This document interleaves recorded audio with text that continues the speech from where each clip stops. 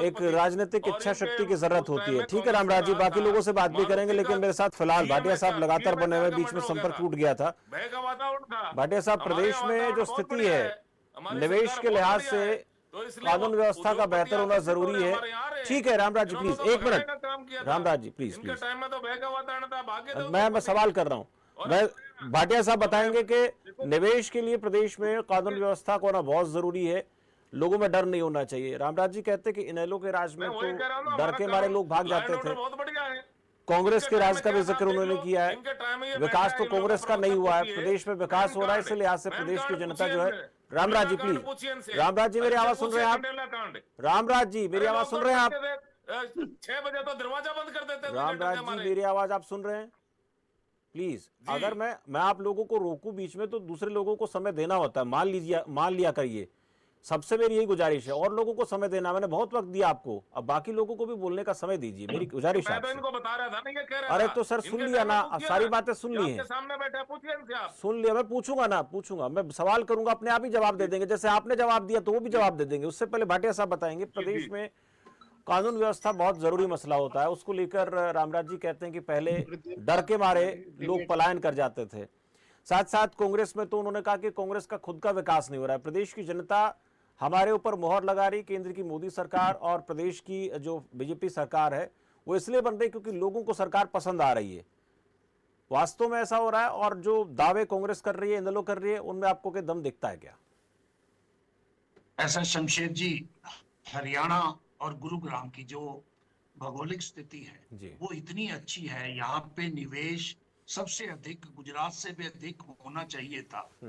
लेकिन मैं देख रहा था पुराने जितने ही एमओयू हुए हैं उनमें से केवल 5% निवेश हुआ है। रामराज जी को याद होगा, मनोहर लाल जी आए, उन्होंने गुरुग्राम में 2016 में एक बहुत बड़ा एनआरआई सम्मेलन किया था। 4 लाख करोड़ रुपए के एमओयू हुए थे, लेकिन धरातल पे वो जमीन पे नहीं उतरे।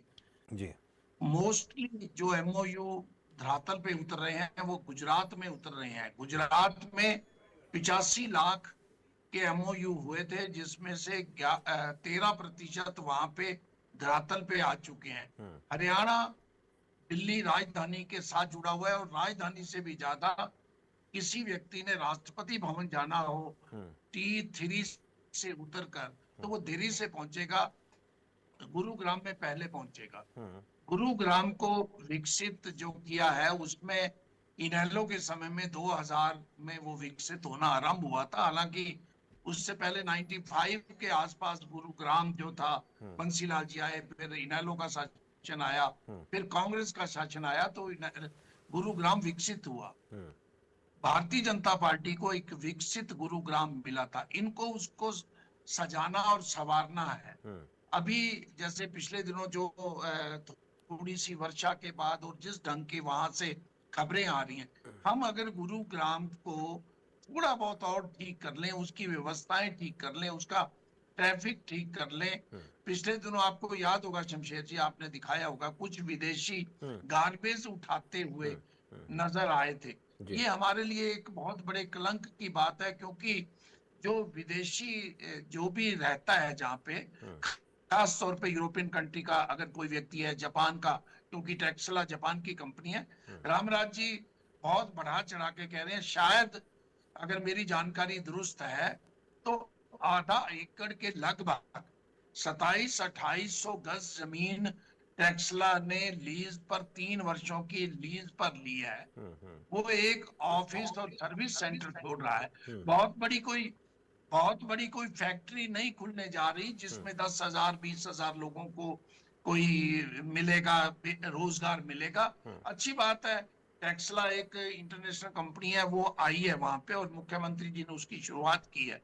लेकिन हम उसको बढ़ा चढ़ा के शुरू अगर पेश करेंगे तो लोगों को लगेगा टेक्सला बहुत बड़े रोजगार लेके जा रही है, और पता ये लगे भी वहां पे 125 लोगों को सर्विस दी गई है, जिसमें कुछ मैकेनिक है, कुछ सर्विसमैन है, कुछ सेल्समैन है। तो यही मुझे ये लगता है।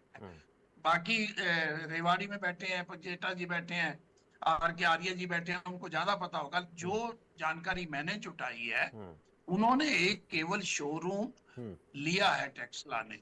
गुरुग्राम को अगर ये सुधार लें, हम्म, मिलेनियम सिटी बना लें, इसका गार्बेज सुधार लें, हम्म, इसका जो रोड है, जो झज्जर रोड है, हम्म, जहां पे रिलायंस ने बहुत बड़ा हब लिया था, हम्म, और वो भी धीरे धीरे डेवलप हो रहा है। अगर हीरो होंडा चौक से आप झज्जर रोड की जाएं, हम्म, तो मैं पिछले 20 वर्षों से जा रहा हूं, उस रोड का सुधार मैंने नहीं देखा, हम्म, चाहे किसी का भी शासन हो। हम्म, एक पिछले दिनों कोई काम चल रहा था, मैं गुरुग्राम में इस रोड से जो हीरो होंडा चौक की तरफ से, मुझे गुरुग्राम का एक चौक क्रॉस करने में 40 मिनट लग गए थे। हम्म, अगर ऐसी हालत होगी हम्म, तो कोई विदेशी नहीं चाहेगा इनको इसकी हालत सुधारें। जी, इसकी भौगोलिक स्थिति का लाभ उठाते हुए हम्म, यहाँ अधिक निवेश आ सकता है। हम्म, अगर आप पिछले 10 वर्षों की तुलना नोएडा से करें, हम्म, और हमें देखना होगा जब